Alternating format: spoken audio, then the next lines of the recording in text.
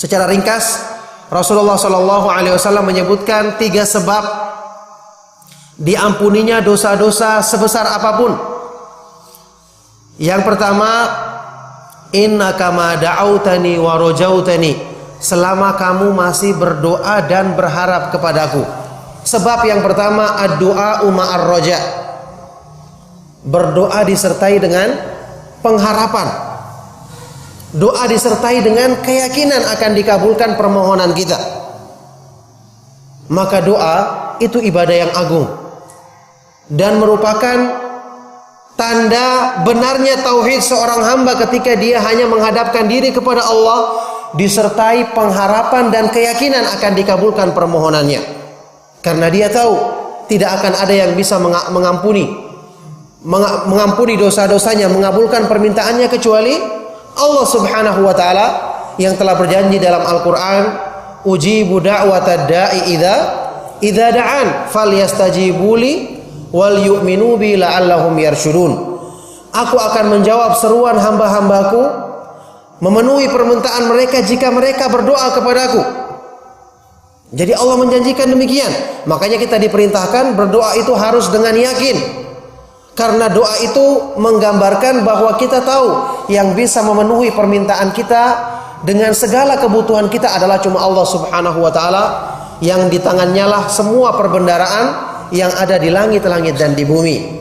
Rasulullah sallallahu alaihi wasallam bersabda, "Ud'ullaha wa antum muqinuna bil ijabah wa alamu anna Allah la yastajibu du'aan min qalbi ghafilin lahin." Berdoalah kalian kepada Allah dalam keadaan yakin dikabulkan doamu, dalam keadaan menyandarkan pengharapan dan bersangka baik kepadanya. Dan ketahuilah Allah Subhanahu wa taala tidak akan mengabulkan doa permohonan dari orang yang lalai dan tidak memperhatikan, tidak yakin dengan doanya. Ini yang menjadi sebab banyak doa-doa kita kurang terpenuhi karena kita kurang yakin.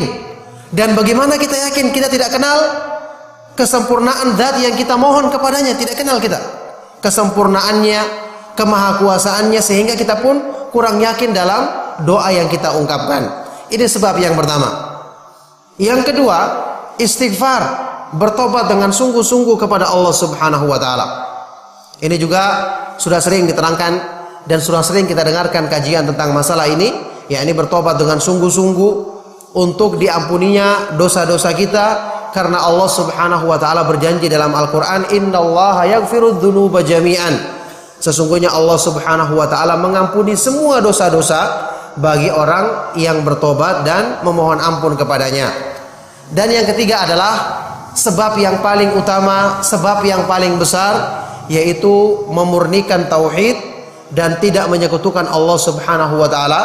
Bertobat dari perbuatan-perbuatan syirik yang kita ketahui maupun yang tidak kita sadari. Subhanallah, 3 sebab besar ini kalau kita sering perbaiki dalam diri kita, maka sebesar apapun dosa yang kita lakukan, sebanyak apapun, Allah Subhanahu wa taala akan mudah mengampuninya, karena Allah Subhanahu wa taala tidak merasa berat terhadap sesuatu apapun. Segala sesuatu di sisinya adalah mudah selama manusia melakukan sebab-sebab yang akan memudahkan pengampunan dosa-dosa mereka.